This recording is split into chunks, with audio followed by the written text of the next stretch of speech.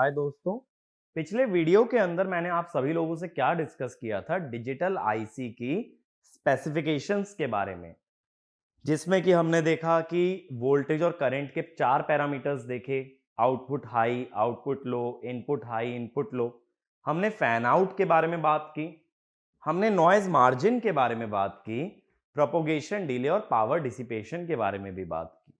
तो हमने कुछ जनरल टर्म्स देखे जिनके बेसिस पे किसी भी टेक्नोलॉजी को या किसी भी आईसी को जज किया जाता है। ठीक है, अब हम आगे बात करेंगे आज के वीडियो के अंदर कुछ लॉजिक फैमिलीज के बारे में कि किस तरह से हम लोग लॉजिक गेट्स को कंस्ट्रक्ट करते हैं। ठीक है, तो देखो सबसे पहले हम लोग स्टार्ट करेंगे लॉजिक फैमिली स्टार्ट करने से पहले बाइपोलर ट्रांजिस्टर का इंट्रोडक्शन, क्योंकि जब तक बाइपोलर ट्रांजिस्टर की वर्किंग क्लियर नहीं होती,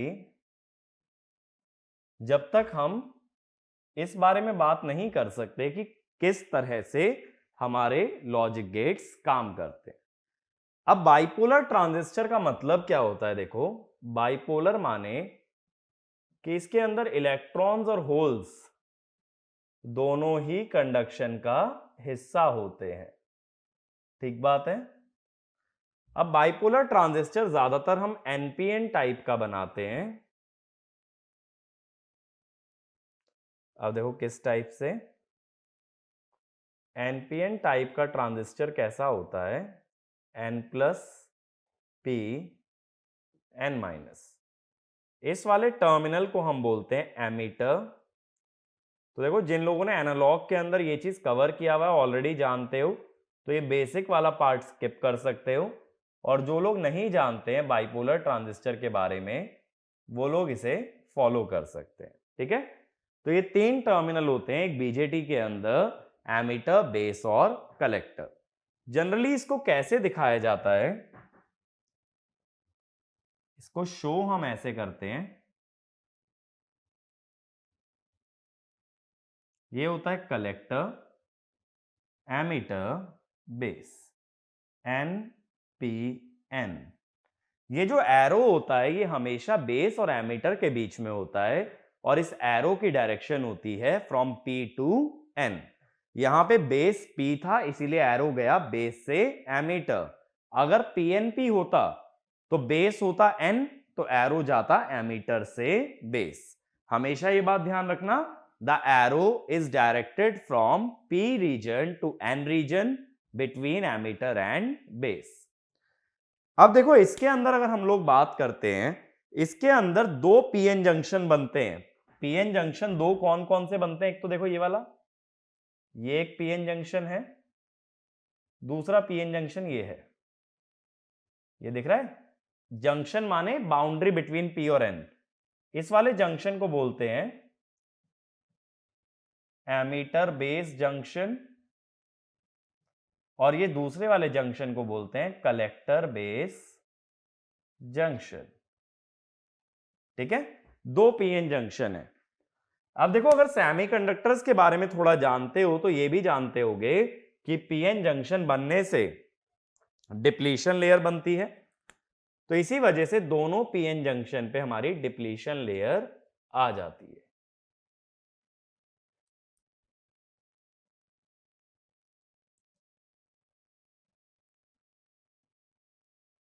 तो हम लोग यहां डिप्लीशन लेयर बना देते हैं। देखो,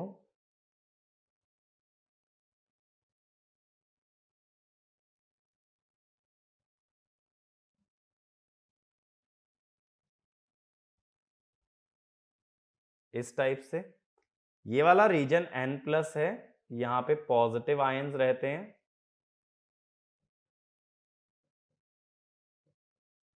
और P रीजन में नेगेटिव आयंस आते हैं। ऐसा मत सोचना पॉजिटिव चार्ज आ रहा है। एन रीजन में होते इलेक्ट्रॉन्स ही है मेजॉरिटी कैरियर, लेकिन इलेक्ट्रॉन किसके पास होते हैं? पॉजिटिव आयन के पास। सेम वे में पी रीजन में नेगेटिव आयन, एन रीजन में पॉजिटिव आयन, इस टाइप से। ठीक है, अब इसके अंदर देखो क्या होता है कि जब हमें इसे ऑपरेट कराना होता है, ये एमीटर है, ये बेस है, ये कलेक्टर है, तो हम चाहते हैं एमीटर का काम होता है टू एमिट चार्जेस, ठीक है, और कलेक्टर का काम होता है टू कलेक्ट चार्जेस। तो एमीटर चार्जेस को भेजेगा, कलेक्टर चार्जेस को एक्सेप्ट करेगा या एब्जॉर्ब करेगा। तो एमीटर चार्जेस को तब भेजेगा जब ये वाला जंक्शन क्या हो जाए, एमीटर बेस वाला जंक्शन फॉरवर्ड बायस हो जाए, तभी तो भेजेगा। अब देखो क्या होगा, मान लो इस जंक्शन को फॉरवर्ड बायस हमने किया, तो यहां से इलेक्ट्रॉन्स जाने लगे, फॉरवर्ड बायसिंग में मेजॉरिटी कैरियर फ्लो करते हैं ना, तो ये इलेक्ट्रॉन जाने लगे। अब ये जो डिप्लीशन लेयर बनी हुई है, इसमें इलेक्ट्रिक फील्ड कैसे होगी, इलेक्ट्रिक फील्ड होगी पॉजिटिव से नेगेटिव, और ये क्या फ्लो कर रहे हैं, इलेक्ट्रॉन। अब एक चीज समझो, हम लोग क्या बोल रहे हैं, when emitter base junction is forward bias, ठीक है, चाहे तो इसको पॉइंट बनाकर लिख लेना, when emitter base junction is forward biased, charges enter from emitter into the base, charges enter from emitter into the base। अब एमीटर एन रीजन था, तो उसके पास कौन से चार्जेस थे, इलेक्ट्रॉन, ये किस में जाने लगेंगे, बेस के अंदर, तो इलेक्ट्रॉन बेस में जाने लगे। अब ये इलेक्ट्रिक फील्ड किस तरफ है, पॉजिटिव से नेगेटिव चार्ज, तो ये इलेक्ट्रॉन्स पे फोर्स किधर लगाएगी, ये इलेक्ट्रॉन पे फोर्स लगाएगी इस साइड पे। तो अब ये इलेक्ट्रॉन किस में चले जाएंगे, कलेक्टर के अंदर, यानी इस जंक्शन को रखना पड़ता है रिवर्स बायस्ड, ठीक है, रिवर्स बायस में तो डिप्लीशन लेयर रहेगा। मेरी बात समझ आई, एमीटर बेस को फॉरवर्ड करने से चार्जेस एमीटर से बेस गए, कलेक्टर बेस को रिवर्स रखने से वहां एक इलेक्ट्रिक फील्ड बन गई, और उस इलेक्ट्रिक फील्ड ने चार्जेस की मदद की कलेक्टर में एंटर करने के लिए, ठीक है, तो इस इलेक्ट्रिक फील्ड की वजह से चार्जेस पहुंच जाएंगे कलेक्टर। तो इस तरह से हमारा बीजेटी पूरा काम करता है कि एमीटर बेस को फॉरवर्ड करते हैं और कलेक्टर बेस को रिवर्स। अब देखो क्या होता है कि इसके अंदर मोड ऑफ ऑपरेशन क्या क्या हो सकते हैं, और इसमें दोनों जंक्शन किस तरह से बिहेव करते हैं, ये हम देखते हैं। सबसे पहला मोड ऑफ ऑपरेशन होता है एक्टिव। एक्टिव में क्या होता है, एमीटर बेस जंक्शन फॉरवर्ड रखा जाता है, कलेक्टर बेस रिवर्स, ठीक है। दूसरा होता है कट ऑफ। कट ऑफ में दोनों ही जंक्शन रिवर्स बायस्ड होते हैं, और जब दोनों रिवर्स हैं तो यहां पे करंट क्या रहेगा, जीरो, क्योंकि करंट फ्लो कर सकता है फॉरवर्ड बायसिंग में। तीसरा सैचुरेशन। सैचुरेशन में दोनों ही जंक्शन होते हैं हमारे फॉरवर्ड, ठीक है। और लास्ट होता है रिवर्स एक्टिव या इनवर्स एक्टिव। वो एक्टिव से उल्टा है, यानी emitter base reverse, collector base forward. तो इनवर्स एक्टिव वैसे देखो अक्सर यूज नहीं किया जाता है। इनवर्स एक्टिव में क्या होता है कि तुम्हारा कलेक्टर चार्जेस को एमिट करेगा और एमिटर चार्जेस को एब्जॉर्ब करेगा। तो कहीं ना कहीं कलेक्टर और एमिटर का रोल एक्सचेंज कर देने से एक्टिव रीजन की जगह बन जाता है रिवर्स एक्टिव या इनवर्स एक्टिव। ये बात क्लियर हुई। तो देखो बीजेटी के बारे में इतना वर्किंग पता होना काफी है। इससे ज्यादा वर्किंग के लिए आप एनालॉग के वीडियोस को रेफर कीजिएगा, क्योंकि देखो इससे ज्यादा अगर हम लोग डिटेल में जाएंगे उसका यहां पे कोई यूज नहीं होने वाला है, ठीक है। मैं मानता हूं कि अगर एनालॉग कवर्ड नहीं है तो ऐसा कहीं ना कहीं लग रहा होगा यार कि और चीजें पता होनी चाहिए, ठीक है। लेकिन यहां मैं सिर्फ उतनी बात करूंगा जितनी सब्जेक्ट में काम आने वाली है। अगर और डिटेलिंग चाहिए तो बीजेटी का चैप्टर पहले कवर कर सकते हो, उसके बाद ये लॉजिक फैमिलीज वाला टॉपिक कवर कर सकते हो। तो मेरा ओपिनियन देखो यही रहेगा कि अगर अभी तक एनालॉग कवर नहीं किया है तो लॉजिक फैमिली वाले चैप्टर को एनालॉग कवर करने के बाद कवर करना बहुत ज्यादा बेहतर तरीके से समझ पाओगे। ठीक है, तो आगे चलते हैं। अब ये तो बात हुई कि डिवाइस के अंदर वर्किंग कैसे हो रही है।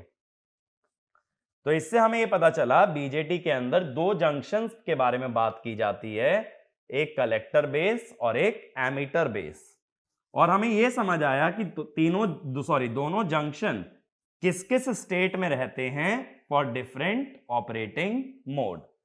फॉरवर्ड रिवर्स ये चीजें हमने समझी। अब हम थोड़ा सा बात करते हैं बीजेटी की वोल्टेजेस और करंट्स के बारे में, क्योंकि यहां हमें सर्किट पॉइंट ऑफ व्यू से देखना है, डिवाइस पॉइंट ऑफ व्यू से बात नहीं करनी है। ठीक है,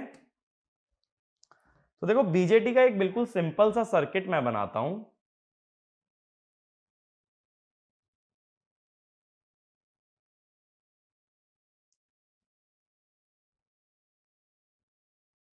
ये है बेस पे लगा हुआ रेजिस्टेंस, बेस रेजिस्टेंस। ये बेस पे लगी वोल्टेज VB, कलेक्टर पे लगा एक रेजिस्टेंस RC और कलेक्टर पे वोल्टेज VCC, और यहां से हम आउटपुट ले रहे हैं V0। अब देखो क्या होता है, इसमें बेस में जाने वाला करंट होता है IB, कलेक्टर में आने वाला करंट IC और एमीटर से निकलने वाला करंट IE। और देखो करंट की डायरेक्शन जो है ना, ये जो बीजेटी में एरो दिखाया जाता है, इसी से करंट की डायरेक्शन हमें समझ आती है। अब इसमें देखो एक बीजेटी को अगर एक सर्किट की तरह मान के चलो, एक बीजेटी एक ब्लैक बॉक्स है, इसमें दो करंट एंटर हो रहे हैं और एक करंट लीव कर रहा है, तो केसीएल के हिसाब से क्या लिख सकते हो, IE equal to IB plus IC। ये सिर्फ हमने केसीएल से लिखा है, entering current equal to leaving current. अब इसके अंदर और क्या क्या चीजें पता होनी चाहिए, देखो ये होता है VBE, ये होता है VCE। ठीक है, ये वोल्टेजेस होती हैं। अब इसके अंदर देखो, अगर मैं आउटर लूप में केवीएल लगाता हूं बाहर बाहर, तो केवीएल क्या कहेगा, VCC minus ICRC minus VCE equal to 0, यानी V0 which is actually equal to VCE is VCC minus ICRC। तो ये V0 बनेगा। अब क्या होता है, जब हम कट ऑफ रीजन की बात करते हैं, इन कट ऑफ IB इज 0। ऐसा तब होता है जब ये VBE लेस देन 0.6 आ जाए। अगर VB बेस एमीटर के अक्रॉस 0.6 से कम वोल्टेज आई तो करंट फ्लो नहीं करेगा, क्योंकि देखो ये एक पीएन जंक्शन है। इस पीएन जंक्शन को फॉरवर्ड बायस करने के लिए 0.6 या 0.7 वोल्ट की जरूरत पड़ती है। इस टॉपिक के अंदर हम 0.6 मान के चलेंगे कंस्ट्रक्शन के हिसाब से, तो 0.6 से अगर छोटा आया तो बेस करंट फ्लो नहीं करेगा। अब जो IC होता है, IC होता है बीटा IB। ठीक है, ये भी क्या हो जाएगा, 0, जिसका मतलब V0 इज VCC। इस इक्वेशन से IC अगर 0 हो गया, ठीक है। इन एक्टिव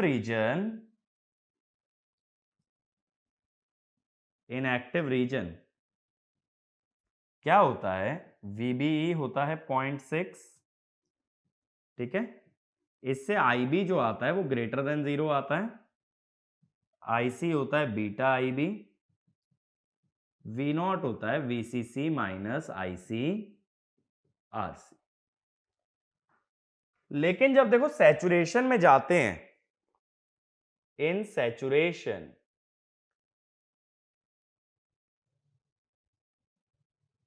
VCE जो होता है 0.2 वोल्ट हो जाता है, ठीक है। VCE माने V0 कितना हो जाएगा, 0.2। तो IC कितना हो जाएगा, VCC, इस इक्वेशन से लिखो, देखो IC VCC minus VCE by RC। VBE approximately हो जाता है 0.8 सैचुरेशन में, ठीक है, 0.8 हो जाता है। और IC is less than equal to beta IB। फिर आईसी बीटा आईबी के बराबर नहीं होता, उससे छोटा रह जाता है। तो ये तीनों रीजन की बात होती है। कट ऑफ रीजन में हम ये मानते हैं कि ट्रांजिस्टर ऑफ है, और सैचुरेशन रीजन में हम ये मानते हैं कि ट्रांजिस्टर ऑन है। तो देखो ये भी तो कह सकते हो, सैचुरेशन में जो करंट आता है वो एक्टिव वाले करंट से कम होता है, क्योंकि बीटा आईबी किस हिसाब से आता, बीटा आईबी किस में चलता, एक्टिव में। तो अगर एक्टिव करंट देखोगे तो बीटा आईबी है, लेकिन सैचुरेशन में आने वाला आईसी एक्टिव वाले से कम है। तो सैचुरेशन में ट्रांजिस्टर के अंदर कम करंट फ्लो करता है as compare to active region. तो हम लोग ज्यादा फोकस करते हैं दो रीजन्स पे। एक है हमारा, पहला कौन सा है, कट ऑफ, जिसमें ट्रांजिस्टर ऑफ रहेगा। दूसरा है सैचुरेशन, जिसमें ट्रांजिस्टर ऑन रहेगा। ठीक है, एक्टिव की यहां बात नहीं करते, एक्टिव की बात एनालॉग के अंदर की जाती है, जहां ट्रांजिस्टर को एज एन एम्पलीफायर चलाते हैं। अब देखो इसी तरह से अगर बीजेटी की कैरेक्टरिस्टिक बनाई जाती हैं तो कैसा ग्राफ आता है, IC sorry IC versus VC. अब देखो अगर कट ऑफ रहता है तो आईसी 0 रहेगा, तो ये वाला रीजन क्या हुआ, कट ऑफ। और 0.2 वोल्ट तक क्या होता है, सैचुरेशन। तो इसको मैंने बोल दिया वीसी सैट, जो कि 0.2 है। तो देखो अब करंट कैसे आता है, इस टाइप से।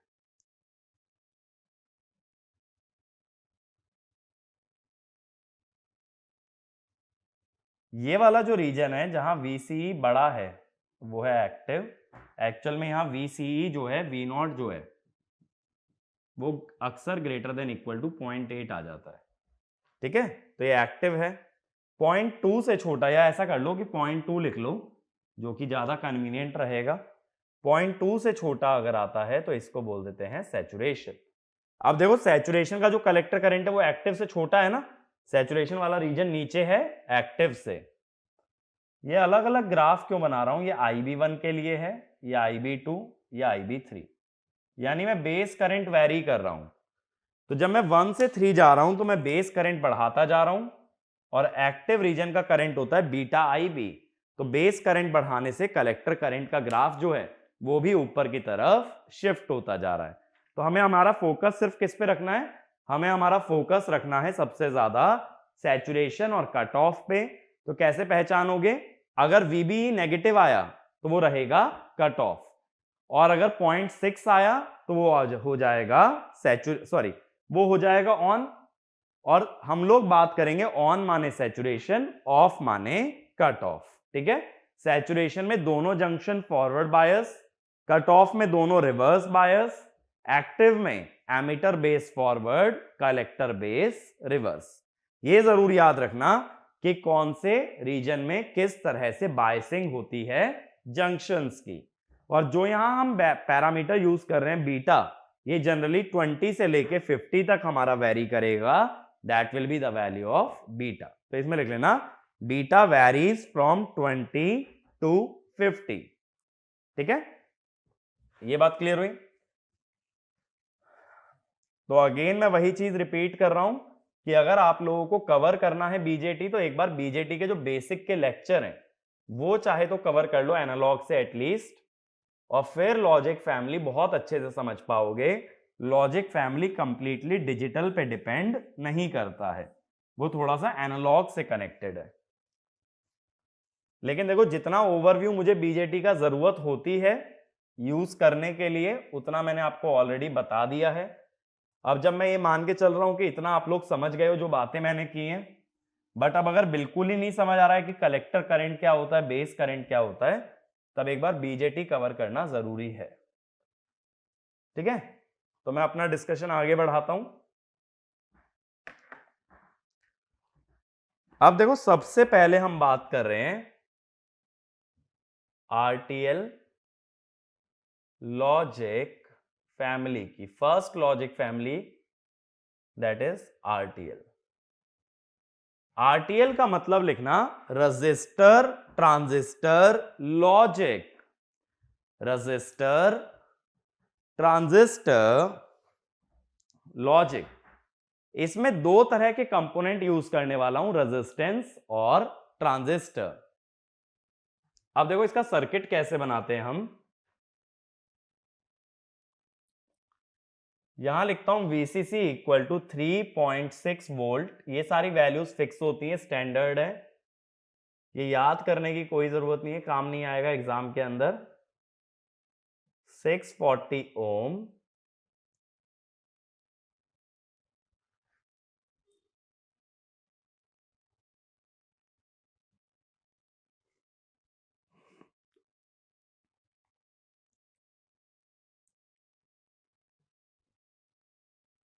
फोर 450 ओम,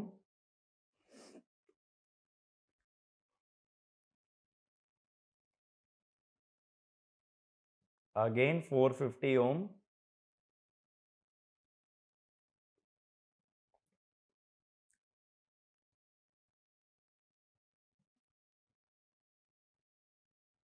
फोर 450 ओम।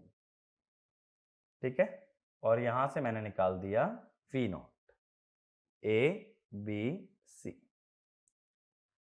अब देखो ये तीनों ट्रांजिस्टर पैरेलल में जुड़े हैं ना, इनका कलेक्टर भी एक साथ कनेक्टेड है और इनका एमीटर भी एक साथ कनेक्टेड है। तो ये वाला पॉइंट लिख लेना, इन RTL लॉजिक फैमिली,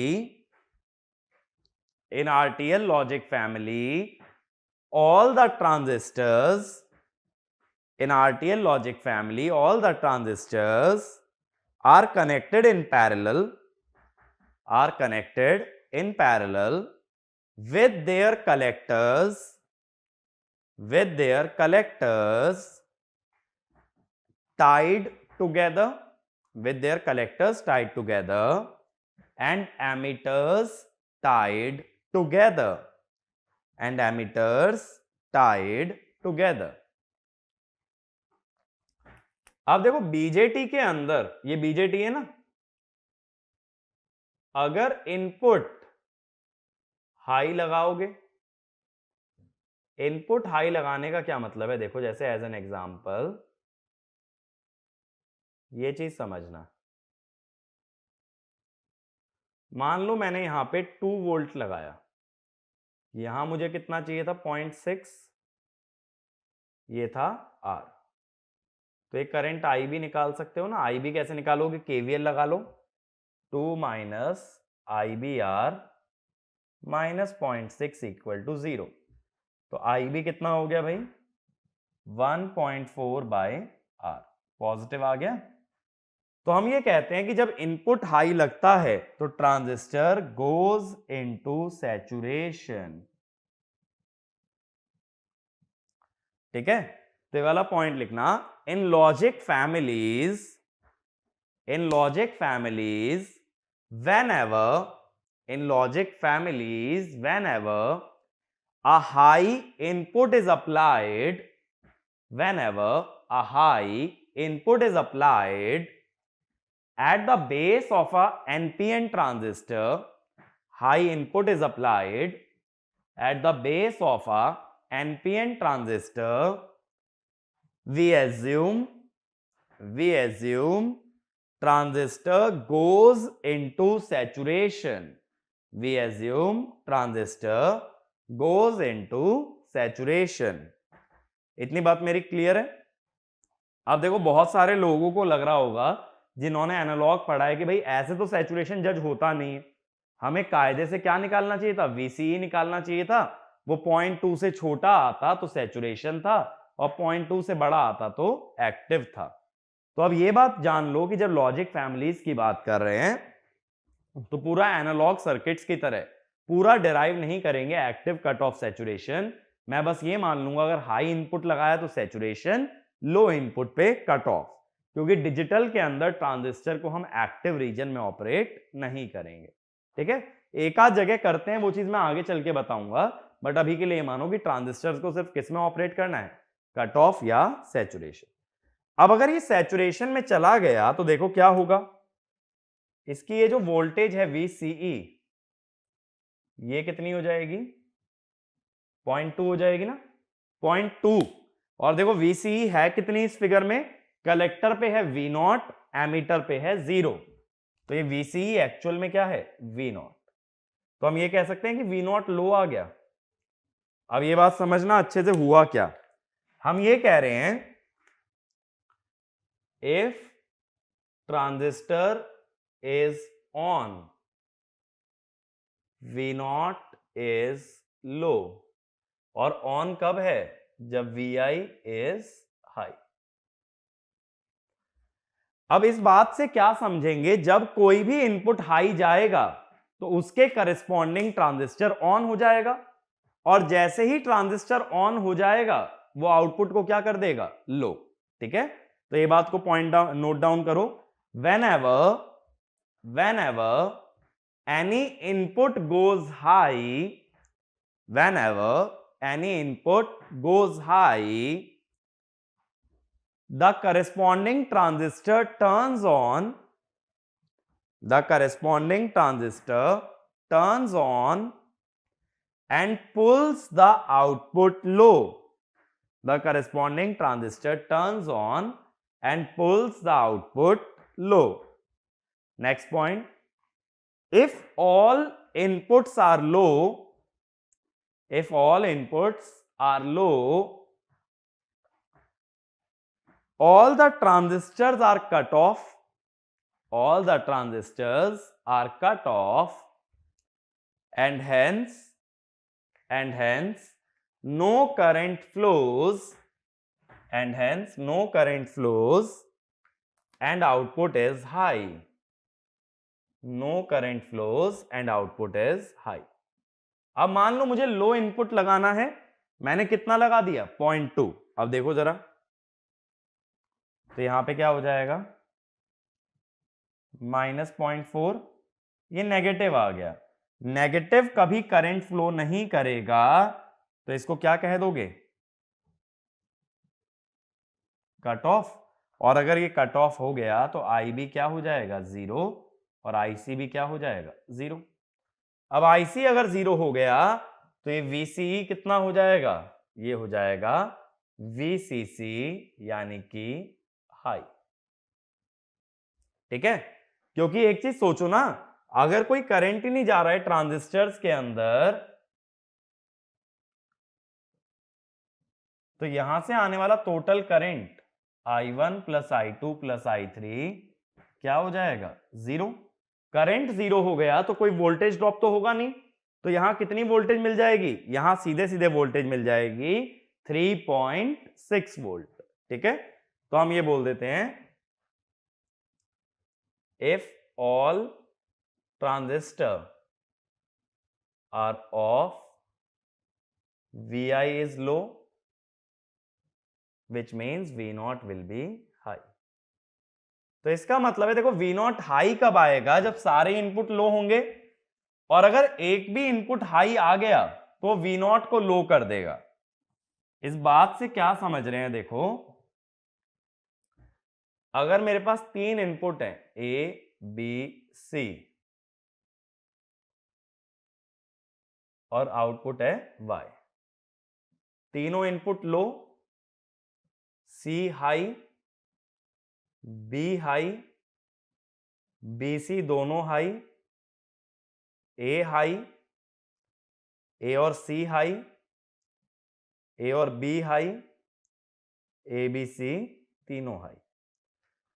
अब देखो, अगर मैंने बोला एक भी इनपुट हाई हो गया तो आउटपुट क्या आ जाएगा, लो, और सारे इनपुट लो होंगे तभी आउटपुट आता है हाई। तो तीनों लो आने पे हाई, और एक भी ऑन हो गया तो आउटपुट लो। इसीलिए जो आउटपुट होता है ये हो जाता है A plus B plus C का बार। ये हो गया नॉर गेट। बात समझ आई? तो अगर एग्जाम में कभी ये पूछ लेता है सर्किट देके, ये बताओ कौन सा लॉजिक गेट बन रहा है, तो क्या कहोगे, अगर ट्रांजिस्टर का इनपुट हाई लगाऊंगा तो वो ऑन हो जाएगा, ट्रांजिस्टर का इनपुट लो लगाऊंगा तो वो ऑफ हो जाएगा। इनपुट हाई लगाने से ऑन हो जाएगा तो आउटपुट को ग्राउंड से जोड़ देगा या आउटपुट को लो कर देगा। और ऑफ रहेगा तो आउटपुट को हाई कर देगा।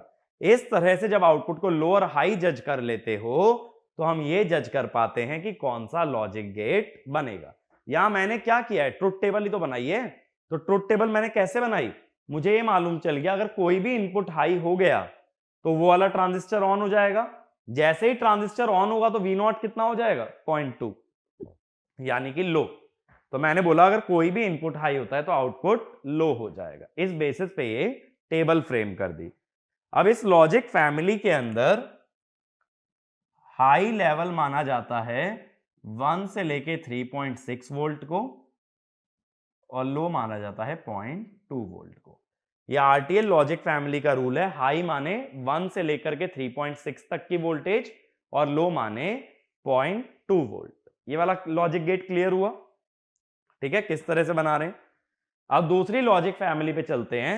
अगली लॉजिक फैमिली लिखो, DTL logic family. DTL logic family. DTL का मतलब होता है डायोड ट्रांजिस्टर लॉजिक। अब देखो, जैसे इस वाली लॉजिक फैमिली के अंदर हमने रजिस्टर और ट्रांजिस्टर का यूज किया है, इसी तरह से डीटीएल के अंदर डायोड और ट्रांजिस्टर का हम यूज करते हैं। ठीक है, तो अब अगली लॉजिक फैमिली अपनी डीटीएल लॉजिक फैमिली। ठीक है, तो यहां मैं डी कर देता हूं।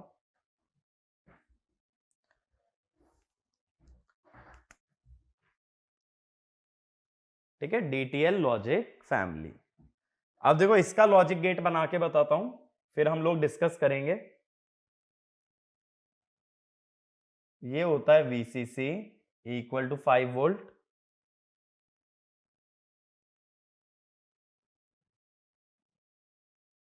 टू किलो ओम,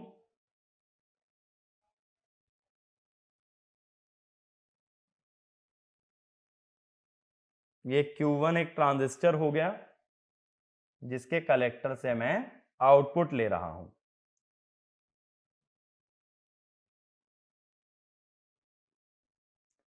ये मैंने बेस को ग्राउंड से भी कनेक्ट किया लेकिन एक रेजिस्टेंस के थ्रू 5 किलो ओम, और बेस को ही मैंने जोड़ा भी है 2 डायोड्स के थ्रू। ठीक है,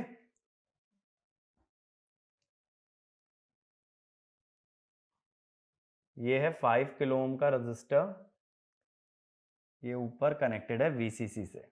ठीक है, अब मैं यहां पे इनपुट्स दिखा रहा हूं, एक डायोड, दूसरा डायोड और ये तीसरा डायोड। ये मेरे 3 इनपुट हो गए, A B C। मैं डायोड्स को नाम भी दे देता हूं, D1 D2 D3 D4 D5। ठीक है, ये सर्किट होता है डीटीएल लॉजिक फैमिली का, that is diode transistor logic.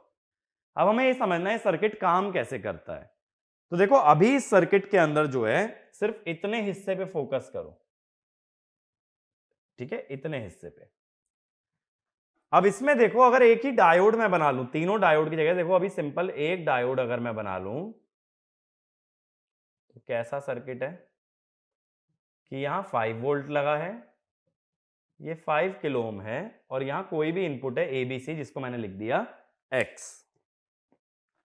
अब मैं कहता हूं अगर डायोड पे शॉर्ट सर्किट टेस्ट लगाऊं तो assume diode is on. Diode को ऑन मानते हुए इसमें से करंट कितना जाएगा, I होगा 5 माइनस X बाय 5 किलो। तो हम कहेंगे I must be greater then 0 for on state. I positive क्यों होना चाहिए, क्योंकि डायोड के अंदर करंट एक ही डायरेक्शन में जा सकता है, सिर्फ एनोड से कैथोड। तो मैं कह रहा हूं कि I पॉजिटिव आना चाहिए। I पॉजिटिव कब आएगा, जब 5 माइनस एक्स पॉजिटिव होगा या x लेस देन 5, यानी कि इनपुट शुड बी लो। ठीक है, तो अब हम ये कह सकते हैं when input is low diode turns on. मेरी बात क्लियर हुई? अगर इनपुट लो होगा तो ही डायोड ऑन हो पाएगा। इस सर्किट के अंदर कॉन्फ़िगरेशन ऐसा बनाया गया है, ठीक है? ये बेसिक चीज क्लियर है ना? इनपुट को लो होना पड़ेगा। अब ये बात आगे के लिए ध्यान रखना। अब इसका मतलब है अगर एक भी इनपुट लो हुआ तो उसके करस्पॉन्डिंग का डायोड हो जाएगा ऑन। डायोड ऑन होने पे कितना वोल्टेज ड्रॉप मानते हो? जैसे 0.7 अगर मान रहे हो या 0.6 अगर मानते हो, कुछ भी मान सकते हो, जैसे 0.7 या फिर 0.6। तो एक काम करता हूं, मैं 0.6 मान लेता हूं, या चलो इस वाले डायोड का 0.7 ले लेते हैं, फिर वरना एनालॉग के साथ कंफ्यूजन होगा कि हम लोग 0.7 माने या फिर 0.6। मान लो ये वाला डायोड ऑन हो गया, 0.7 वोल्ट का ड्रॉप बनेगा। अब अगर यहां 0.2 वोल्ट लगाए हो तो यहां कितना वोल्टेज आएगा? 0.9 वोल्ट। इस पॉइंट को मैं बोल देता हूं सपोज V1, ठीक है? ये वाली वोल्टेज क्लियर हुई? मैंने बोला अगर कोई भी डायोड ऑन हो गया तो उसके अक्रॉस 0.7 वोल्ट का ड्रॉप बनेगा, जिस कारण से V1 हो जाएगी 0.9। 0.9 किस एजम्पशन पे बोला? कि इनपुट को लो होना चाहिए, लो माने 0.2। तो ये वाला पॉइंट लिखना, when any input is low, its corresponding diode turns on. When any input is low, its corresponding diode turns on, and there is a drop of 0.7 volt. There is a drop of 0.7 volt across the diode, which makes V1 equal to 0.9,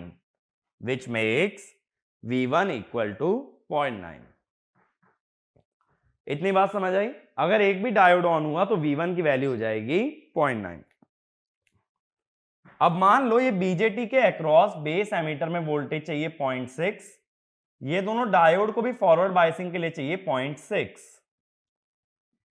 तब V1 कितना चाहिए? देखो अगर KVL लगाओ, यहां से KVL लगाना शुरू करो इस तरफ, 0.6 0.6 0.6।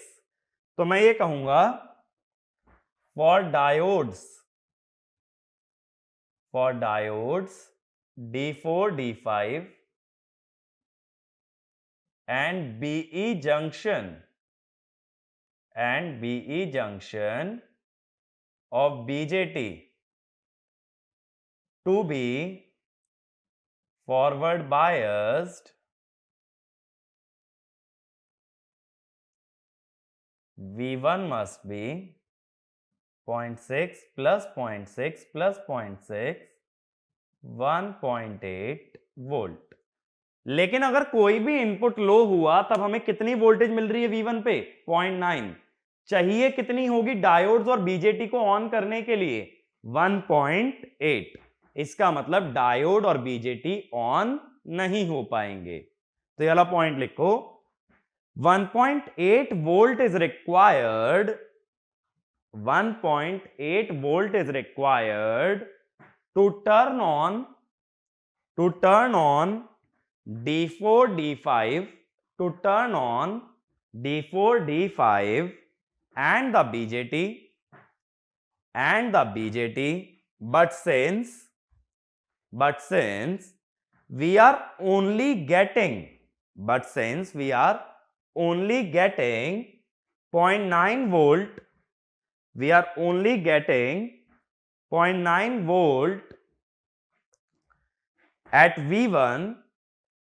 at V1, the transistor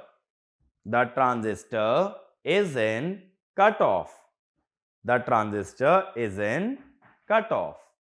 और जब ट्रांजिस्टर कट ऑफ में होगा तो उसका कलेक्टर करंट क्या होगा? 0। और कलेक्टर करंट 0 होगा तो आउटपुट क्या होगा? हाई। ठीक है, हाई क्यों होगा? देखो आईसी अगर 0 हो गया तो ये रेजिस्टेंस का ड्रॉप कितना हो जाएगा? 0। रेजिस्टेंस में अगर कोई ड्रॉप नहीं आया तो पूरी 5 वोल्ट कहां मिल जाएगी? वाई पे। इसीलिए हम क्या कह सकते हैं, अब पूरी बात समझो, अगर इनपुट लो हुआ तो V1 हो जाएगा 0.9, चाहिए कितना? 1.8, तो ट्रांजिस्टर ऑफ हो जाएगा।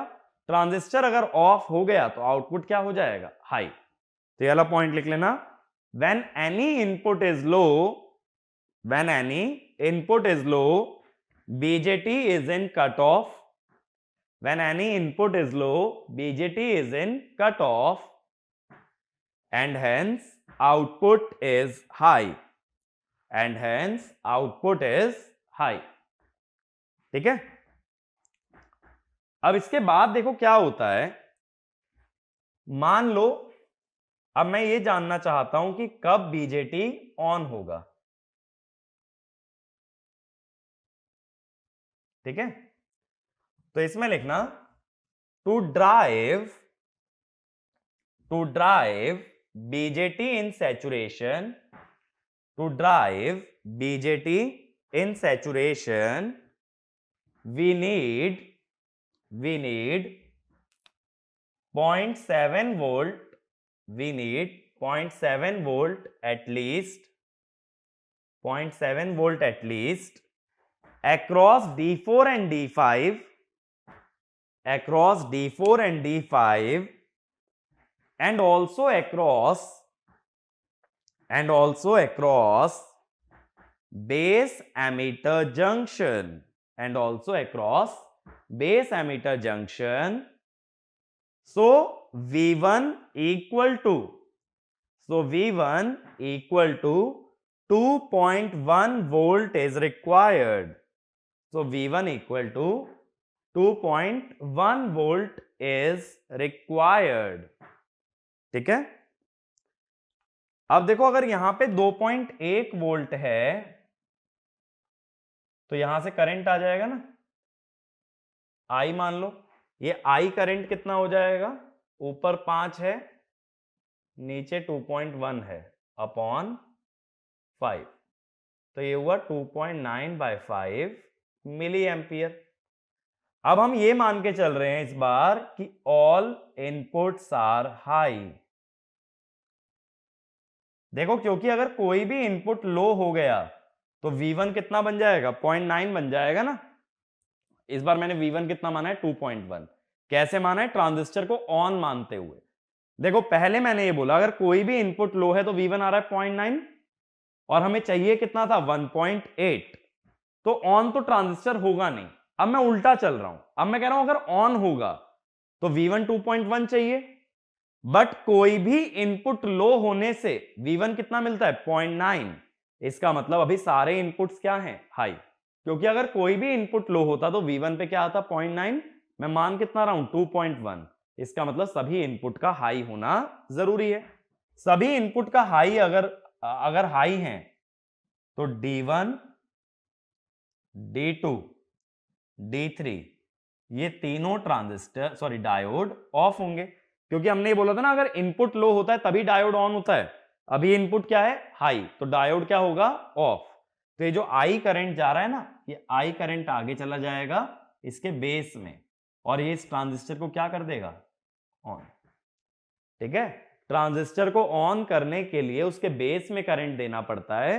तो बेस में करंट आ कहां से रहा है? ये 5 वोल्ट से ऐसे घूम करके आ रहा है, लेफ्ट में नहीं जा सकता। क्यों नहीं जा सकता? क्योंकि ये डायोड्स ऑफ हैं। अगर ये डायोड ऑफ हैं तो डायोड में से करंट फ्लो नहीं करेगा। ठीक है, ये मेरी बात क्लियर हुई? तो अगर तुम्हें बीजेटी को ऑन करना है तब क्या करना पड़ेगा?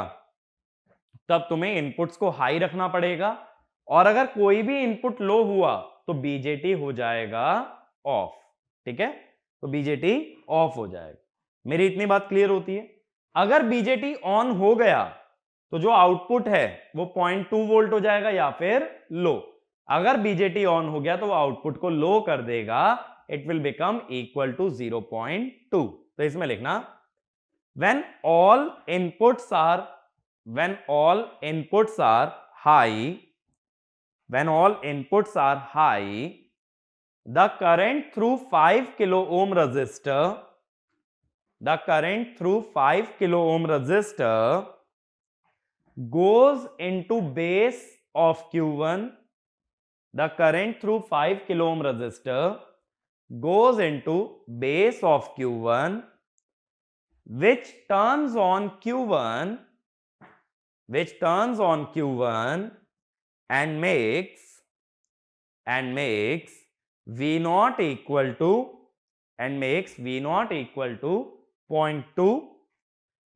equal to 0.2 और output low, V naught equal to 0.2 और आउटपुट लो। ठीक है, अब देखो ओवरऑल वर्किंग कैसी हो गई, दोबारा समझना। देखो ये चीज समझना बहुत जरूरी है।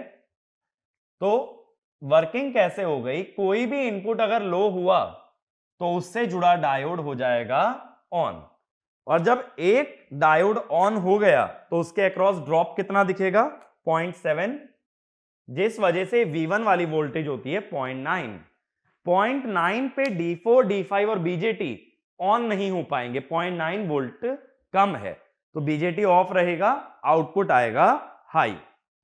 लेकिन जब अगर सारे इनपुट हाई हो गए तो डायोड हो जाएगा ऑफ, डायोड ऑफ हो गया तो ये 5 किलो ओम से आने वाला करंट किस में जाएगा, बीजेटी में। ये करंट अगर बीजेटी में जाएगा तो बीजेटी हो जाएगा ऑन, और अगर बीजेटी ऑन हो गया तो आउटपुट हो जाएगा लो।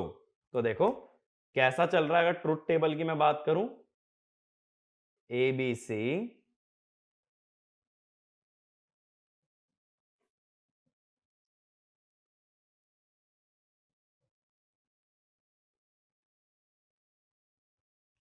अब एबीसी में कितने कॉम्बिनेशन हो सकते हैं, 8।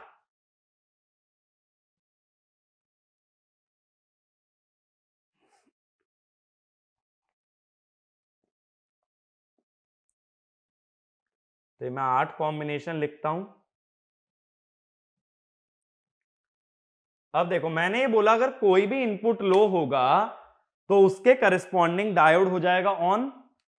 ठीक है, मैं एक काम करता हूं, इसमें एक कॉलम और जोड़ देता हूं।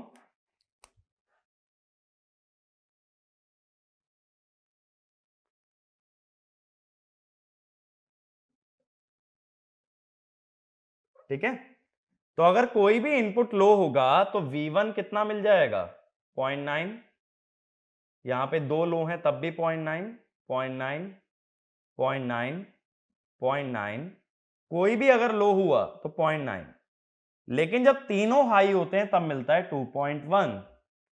तो 0.9 तीनों चीजों को ऑन करने के लिए सफिशिएंट नहीं होता, तो ये डिवाइसेस क्या रह जाती हैं, ऑफ। और जब ये डिवाइसेस ऑफ रह गई, बीजेटी ऑफ हो गया, तो उसका कलेक्टर करंट 0 होगा, तो आउटपुट क्या आएगा, हाई, क्योंकि कोई वोल्टेज ड्रॉप नहीं बनेगा। लेकिन 2.1 पे ये बीजेटी ऑन हो जाएगा, आउटपुट आएगा लो। तो आउटपुट लो कब आ रहा है, जब तीनों हाई हैं, इसीलिए आउटपुट क्या हो गया, ए बी सी का बार, यानी NAND.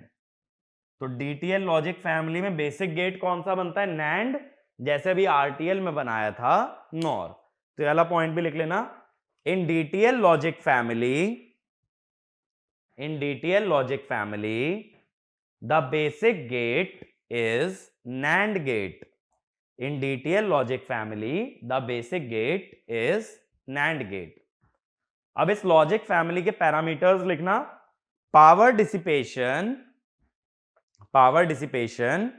12 milliwatt, power dissipation 12 milliwatt, propagation delay 30 nanosecond, propagation delay 30 nanosecond, noise margin 1 volt, fan out equal to 8, ठीक है। फैन आउट का मतलब क्या था, इस एक लॉजिक गेट से कितने अदर गेट्स तुम चला सकते हो, वो है फैन आउट। ठीक है, अब देखो मैं फैन आउट बढ़ाना चाहता हूं, मैं ये चाहता हूं मैं एक लॉजिक गेट से ज्यादा लॉजिक गेट चला पाऊं, तो मुझे क्या पता है ये जो लॉजिक गेट करंट देगा ये कई सारे गेट में डिवाइड हो जाएगा, अब अगर तुम ज्यादा लॉजिक गेट चलाना चाहते हो तो तुम्हें ज्यादा करंट की जरूरत पड़ेगी। ज्यादा करंट अगर तुम्हें कलेक्टर से चाहिए तो बेस करंट भी ज्यादा होना चाहिए, और ज्यादा बेस करंट डायोड नहीं देता, वो देगा बीजेटी। तो अगर मैं डायोड, ये जो D4 D5 है, इसमें से एक डायोड की जगह बीजेटी लगा दूं तो मैं दूसरे ट्रांजिस्टर का यानी Q1 का बेस करंट बढ़ा सकता हूं, जिससे बढ़ा सकता हूं कलेक्टर करंट। तो इसमें वाला पॉइंट लिखो, to increase fan out, to increase fan out we need to increase fan out we need to increase the collector current of Q1, the collector current of Q1, which can be done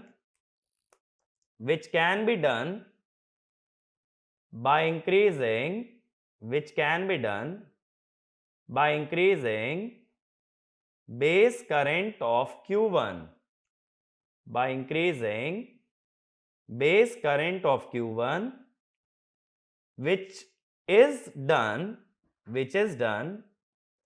by replacing D4 by a BJT, D4 by a BJT।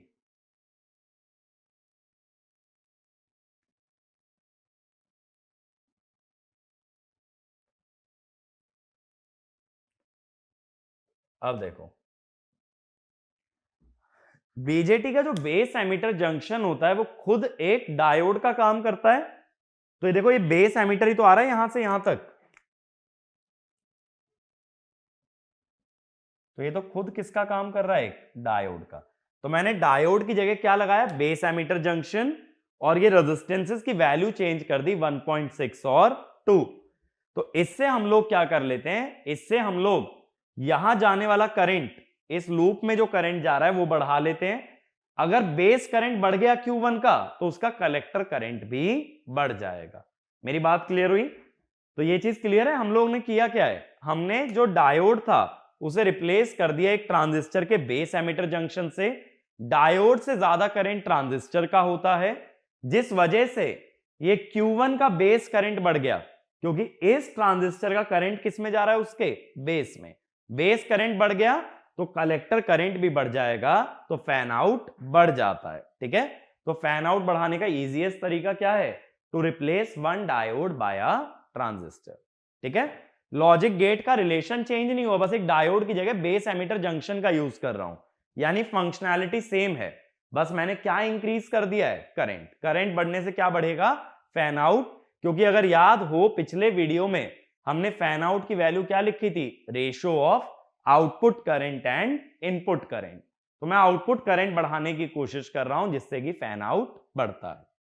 तो ये DTL logic family clear है। इसमें बस देखो method समझो कि किस तरह से हम कर रहे हैं, और इसको एज अ स्टोरी डील करो कि आगे बढ़ते हुए सर्किट्स में क्या चेंज कर रहे हैं और क्यों चेंज कर रहे हैं। ठीक है, अब अगला लिखो, TTL logic family, TTL logic family.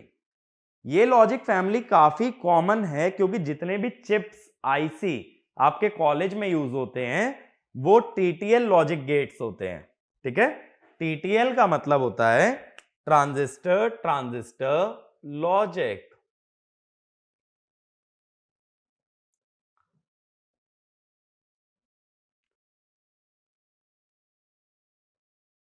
ठीक है, इसको बोलते हैं टीटीएल। टीटीएल में हम लोग क्या करने वाले हैं कि हम लोग डायोड्स का यूज ना करते हुए सिर्फ किसका यूज करेंगे, ट्रांजिस्टर्स का। अब देखो, ट्रांजिस्टर्स का यूज तो करेंगे, अब इसके अंदर कितनी पॉसिबिलिटी बनती हैं, इसके अंदर पहली पॉसिबिलिटी बनती है ओपन कलेक्टर आउटपुट, दूसरी बनती है टोटेम पोल आउटपुट, और इसी के अंदर हम देखेंगे ट्राई स्टेट आउटपुट भी।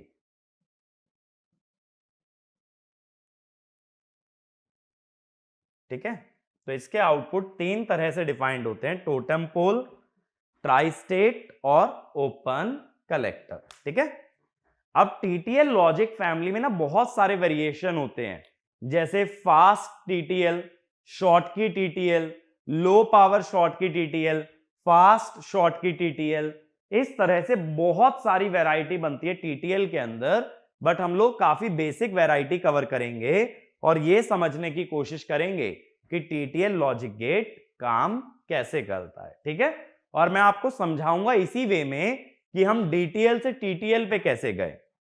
पहले तो एक चीज सोच के देखो, टीटीएल पे गए क्यों। कल मैंने एक चीज बताई थी लास्ट वीडियो के अंदर कि जब हम एक आईसी फैब्रिकेट करते हैं तो एक सिलिकॉन वेफर पे हम क्या बनाते हैं, मल्टीपल ट्रांजिस्टर। तो डायोड बनाने से बेहतर है अगर सारा काम ट्रांजिस्टर से ही हो जाए, तो हमारा काम थोड़ा सा आसान हो जाता है। ठीक है।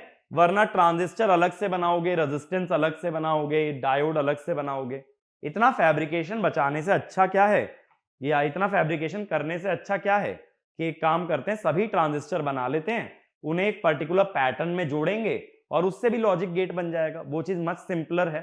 तो हम आ रहे हैं टीटीएल लॉजिक पे। ठीक है। इसके और भी बेनिफिट्स होते हैं as compare to just ease of fabrication. अब देखो यहां 3 डायोड्स थे। मैंने अभी अभी ये चीज एक्सप्लेन की कि बेस एमिटर जंक्शन खुद एक डायोड होता है। तो अगर डायोड को मैं एक बेस एमिटर जंक्शन से रिप्लेस करना चाहता हूं, तो मैं चाहूं तो इन डायोड्स को भी किससे रिप्लेस कर सकता हूं, बेस एमिटर जंक्शन।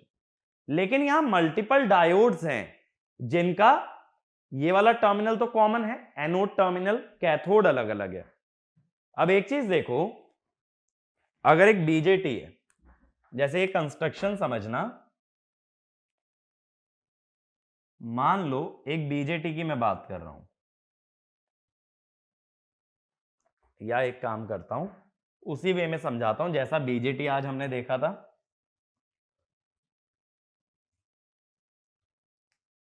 कि अब मैं क्या करने वाला हूं, यहां पे जो मल्टीपल डायोड्स हैं इनसे मैं कैसे डील करूंगा। देखो आज हमने एक बीजेटी बनाया था ना, मैंने एनपीएन बताया था। सेम वे में अब मैं काम करने वाला हूं, देखो पी एन माइनस, ये एन प्लस था, लेकिन यहां ना कई सारे एन प्लस बना लो।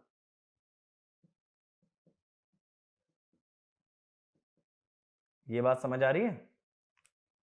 इसको मैंने मल्टीपल रीजन्स में डिवाइड कर दिया। तो देखो ये एक डायोड बन गया, ये बन गया एक diode, diode.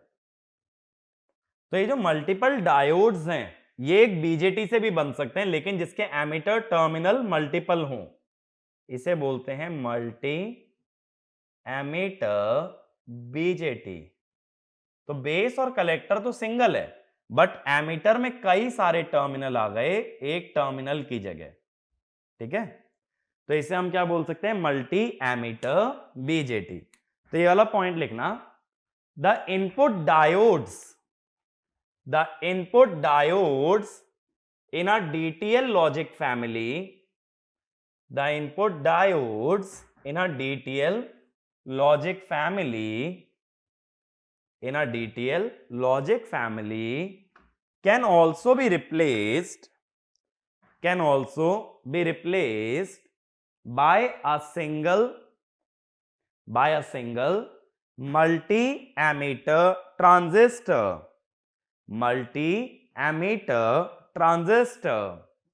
Next point, the multiple base emitter junctions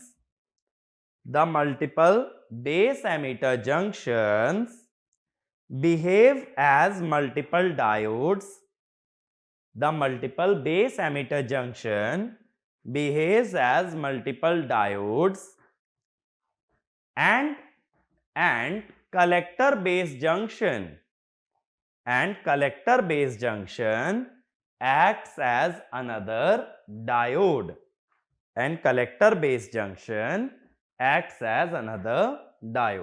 ठीक है। अब देखो चेंजेस हम क्या कर रहे हैं। ये बेस हो गया, ठीक है। ये जो मल्टीपल डायोड्स थे, अब इन्हें मल्टीपल एमीटर की तरह दिखा दो, ठीक है। ये मेरी बात समझ आई? 3 डायोड की जगह क्या दिखा दिए? 3 बेस एमीटर जंक्शन। बेस तो एक ही रखा है, बट एमीटर हमने मल्टीपल कर दिए। अब ये जो है देखो, ये एमीटर 1, एमीटर 2, एमीटर 3, और ये बेस और ये कलेक्टर। तो ये जो बेस कलेक्टर है, ये खुद भी एक डायोड का ही काम कर रहा है, ठीक है। ये भी एक डायोड का काम कर रहा है। ये जो डायोड तुमने यहां दिखाया था बेस एमीटर के बीच, इस बार ये किससे बन गया? बेस कलेक्टर से। फिर जो अगला डायोड था, ये वाला डायोड अभी बच गया था ना, D5 वाला, ये D5 वाले डायोड की जगह भी क्या लगा दो? बीजेटी। इसकी जगह भी मैंने ये बीजेटी लगा दिया, ठीक है। ये मेरी बात क्लियर हुई? हम लोगों ने क्या किया है यहां पे? देखो मेरे पास जो मल्टीपल डायोड्स थे, वो मल्टीपल बेस एमीटर जंक्शन की मदद से बन गए। ये वाला जो डायोड था D4 वाला, ये बन गया बेस कलेक्टर से, और ये D5 वाला बन गया एक और बीजेटी से, ठीक है। ये वाला रेजिस्टेंस लिया जाता है standard 4 kilo ohm, 1.6 kilo ohm. ये स्टैंडर्ड वैल्यूज हैं, ठीक है। अब ये वाला ट्रांजिस्टर यही है जो Q1 चल रहा था। अब ये Q1 कहां से जुड़ेगा? थोड़ा नीचे बना लेता हूं, ये इसके एमीटर से जुड़ेगा।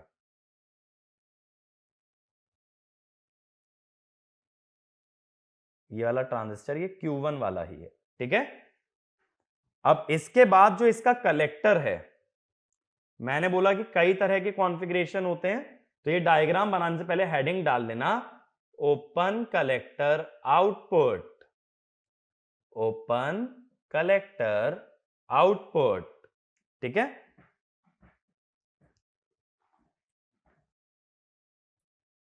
अब ये समझ आया चेंजेस हमने क्या किए हैं? फिर से समझो, ये D1, D2, D3, ये 3 बेस एमीटर जंक्शन से रिप्लेस हुए। D4 वाला डायोड बेस कलेक्टर से, D5 वाला दूसरे ट्रांजिस्टर से, Q1 अभी भी एज इट इज है। यानी मैंने लॉजिक गेट नहीं चेंज किया है, लॉजिक गेट वही है, बस उसे इंप्लीमेंट करने का तरीका बदल गया है,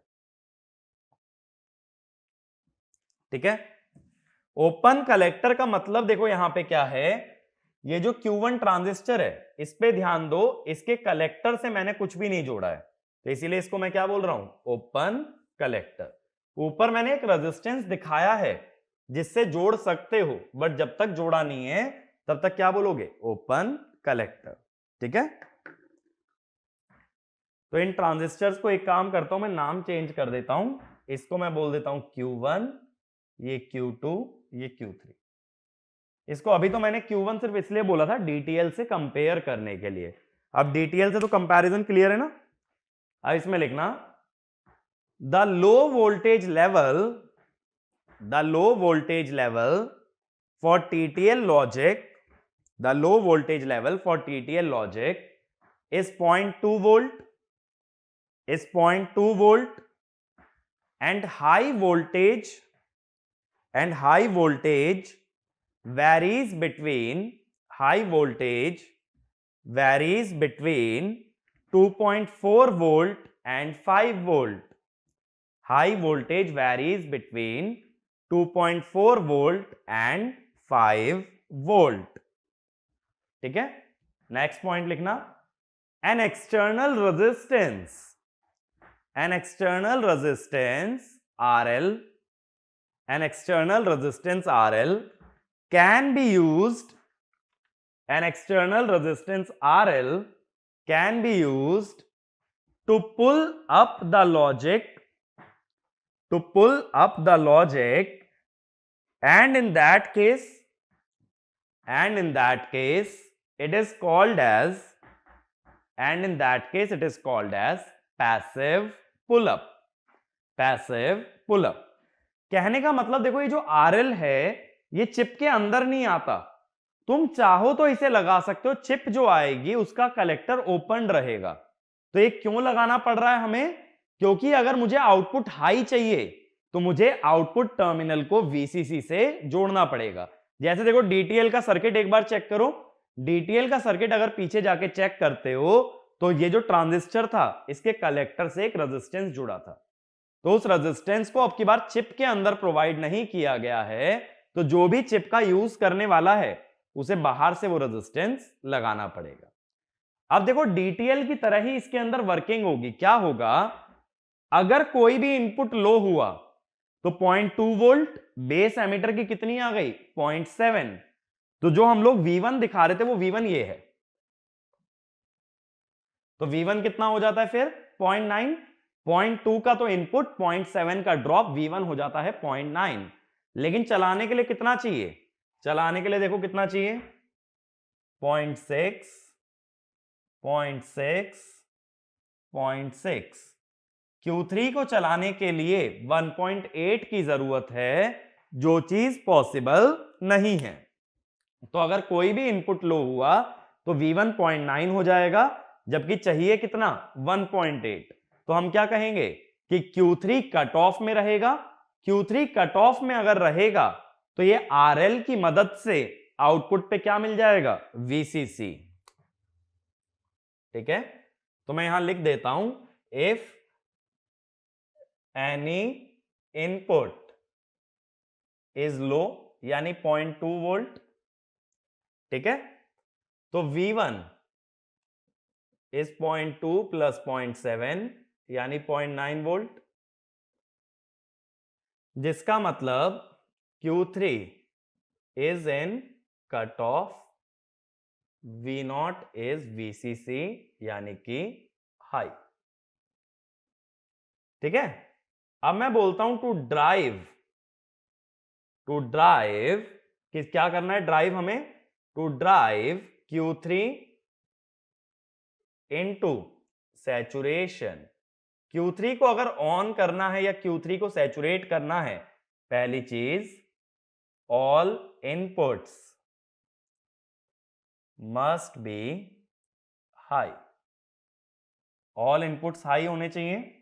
ठीक है, ऑल इनपुट्स अगर हाई होंगे तो यहां पे कितनी वोल्टेज मिलनी चाहिए? V1 पे, V1 पे हमें वोल्टेज मिलनी चाहिए 3 इंटू 0.6 यानी 1.8 वोल्ट। 1.8 अगर मिलनी चाहिए तो इनपुट पे कितनी लगानी पड़ेगी? Input voltage should be greater than equal to 1.8 plus 0.6 यानी 2.4 वोल्ट। इसीलिए मैंने बोला था इनपुट वाली या हाई वोल्टेज कहां से कहां तक होती है? 2.4 से लेके 5 वोल्ट तक क्या मानते हो? हाई। ये बात क्लियर हुई? मैंने कैसे बोला? देखो यहां पे 1.8 आ रही है, इधर जो वोल्टेज है उससे 0.6 से ज्यादा ही होनी चाहिए, यानी 2.4 से ज्यादा, क्योंकि इसका ड्रॉप कितना मानोगे? 0.6 या 0.7। तो तुम ये कह सकते हो 2.4 या 2.5 से ज्यादा वैल्यू मिलनी चाहिए इनपुट पे, तभी ये वाला जंक्शन रिवर्स होगा। ये रिवर्स कैसे? देखो ये P है, ये N है, तो मैं कहूंगा ये जंक्शन रिवर्स कब होगा? जब N की वोल्टेज P से ज्यादा हो। तो मैंने 0.6 मान के क्या बोल दिया? कितनी ज्यादा हो? एटलीस्ट 2.4। तो 2.4 से ज्यादा इनपुट अगर लगाओगे तभी तुम ये कह सकते हो कि क्या होगा? ये जंक्शन रिवर्स रहेगा। वो तो वैसे भी कह सकते हो कि 1.8 से ज्यादा लगाओगे तो भी रिवर्स हो जाएगा, बट सेफ्टी के लिए हम कितना ले लेते हैं? 2.4। मेरी बात क्लियर हुई? अब इसके बाद अगर यहां से Q3 हाई हो गया तो V0 कितना हो जाएगा? 0.2 या फिर लो। तो जब सारे इनपुट हाई हैं तो आउटपुट लो है, और जब कोई भी इनपुट लो है तो आउटपुट हाई है।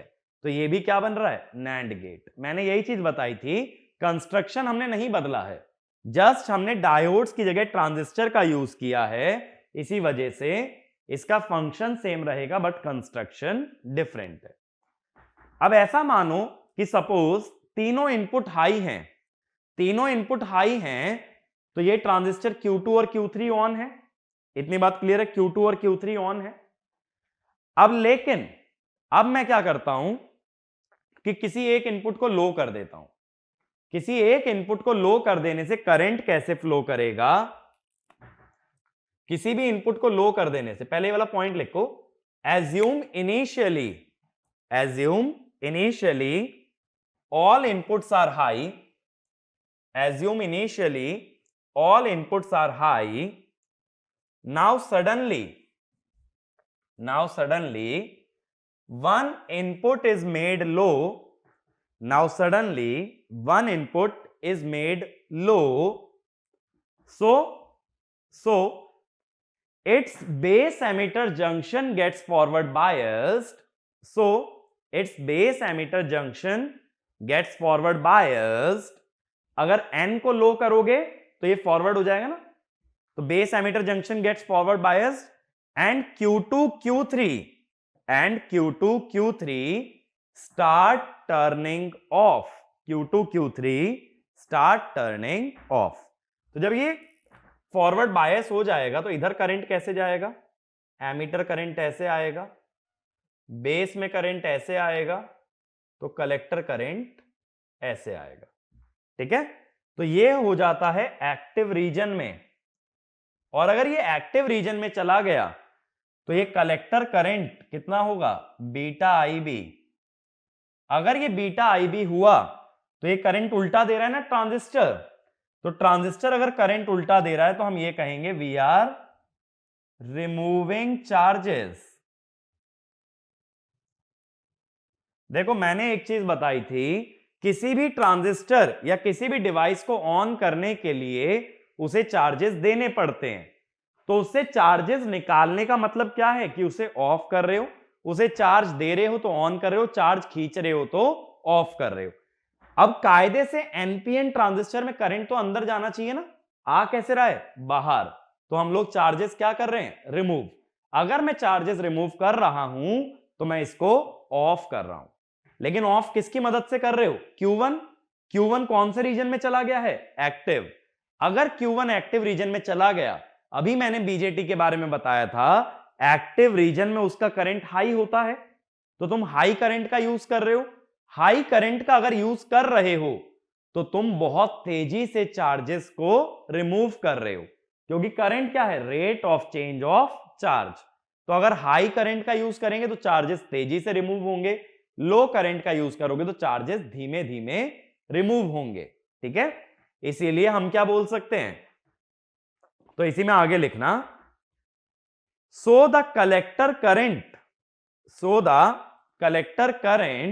of Q1, so the collector current of Q1 flows out of base of Q2, and we remove the charges from Q2, Next point, since Q1 is in active region,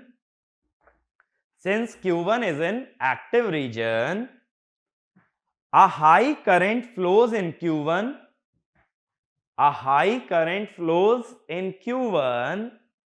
so charges are removed faster,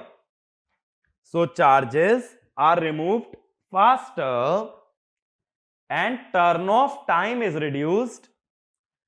Charges are removed faster and turn off time is reduced as compared to DTL gate. इससे क्या समझे, speed of TTL is greater than speed of DTL। मेरी ये बात clear हुई कि इसका कोई भी इनपुट लो ले जाने से ये कुछ ड्यूरेशन के लिए एक्टिव रीजन में आ जाएगा, और जब ये एक्टिव रीजन में आएगा तो इसमें हाई करंट फ्लो करेगा। हाई करंट फ्लो करने से क्या होगा, ये चार्जेस को निकाल लेगा Q2 और Q3 से, और चार्जेस निकालने से ट्रांजिस्टर जल्दी ऑफ हो जाएगा। ठीक है, ये बात क्लियर हुई। इसके एप्लीकेशन लिखो, एप्लीकेशन ड्राइविंग अ लैंप और रिले, दूसरा वायर्ड लॉजिक, और लास्ट कॉमन बस सिस्टम, कॉमन बस सिस्टम। तो अब देखो इसमें हम लोग एक एप्लीकेशन के बारे में बात कर रहे हैं, वायर्ड लॉजिक। तो इसमें लिखना wired and logic, wired and logic. अब देखो कोई टीटीएल के बारे में पूछे ना तो हमेशा ये बात ध्यान रखना, ये जो ट्रांजिस्टर Q1 है ये एक्टिव रीजन में ऑपरेट करता है, ये सैचुरेशन में नहीं जाएगा। तो अगर ये एक्टिव रीजन में ऑपरेट करेगा तो इसमें ज्यादा करंट होगा, ज्यादा करंट से चार्जेस को फास्टली रिमूव कर सकता है। चार्जेस को अगर ये फास्ट रिमूव कर सकता है तो इसका टर्न ऑफ टाइम कम होगा, यानी इसकी स्पीड ज्यादा होगी। और यही चीज मैंने बताई भी थी पिछले वीडियो के अंदर, कोई भी आईसी फैब्रिकेट करते हुए हमेशा ये एक मेजर ऑब्जेक्टिव रहता है कि स्पीड हाई हो। अब देखो वायर्ड एंड लॉजिक का क्या मतलब है कि अगर ऐसे दो लॉजिक गेट ले लो, ये नैंड गेट है ना, ऐसे दो नैंड गेट ले लो और इनके आउटपुट्स को सीधे सीधे ऐसे जोड़ दो, तो इसे बोलते हैं वायर्ड एंड। एंड मैं क्यों बोल रहा हूं अब ये बात समझना, इसके मैंने ये वाले टर्मिनल को जोड़ा, ये V0 वाले को, ये आउटपुट टर्मिनल है, ऐसे मैंने पूरे पूरे दो यूनिट लेके उनके आउटपुट टर्मिनल्स को जोड़ दिया है। अगर मैंने इनके आउटपुट टर्मिनल्स को जोड़ दिया, अब एक चीज सोचना, अगर इसमें से किसी का भी Q3, ऐसे मेरे पास पूरे पूरे दो सर्किट हैं, किसी का भी Q3 ऑन हो गया तो आउटपुट क्या हो जाएगा, लो। दोनों वायर तो साथ में जुड़ी हैं, तो इससे होगा क्या, देखो यहां एक पुल अप रजिस्टर भी दिखा दो, ये जो RL था, मैंने क्या बोला, अगर किसी का भी Q3 ऑन हो गया तो आउटपुट दोनों का क्या चला जाएगा, जीरो। तो अगर एक भी आउटपुट जीरो तो दोनों आउटपुट जीरो, अगर एक भी आउटपुट जीरो और उससे दोनों आउटपुट जीरो बन रहे हैं तो उसका क्या मतलब है, एंड। एंड में क्या होता है, if any input is zero if any input is zero output is zero. तो मैं कह रहा हूं दो आउटपुट से जिन्हें साथ में जोड़ा है, किसी का भी Q3 ऑन हुआ तो आउटपुट क्या हो जाएगा, जीरो। तो इसे क्या बोल सकते हो, वायर्ड एंड। यानी वायर्स जोड़ने से एंड गेट अगर बन जाए तो वो है वायर्ड एंड। तो इसमें लिखना we connect output of two TTL NAND gates, we connect output of two TTL NAND gates together, output of two TTL NAND gates together, and if Q3 of any gate becomes on, if Q3 of any gate becomes on, then output becomes low, so if output of any gate is low, the overall output is low, overall output is low. This is called wired AND.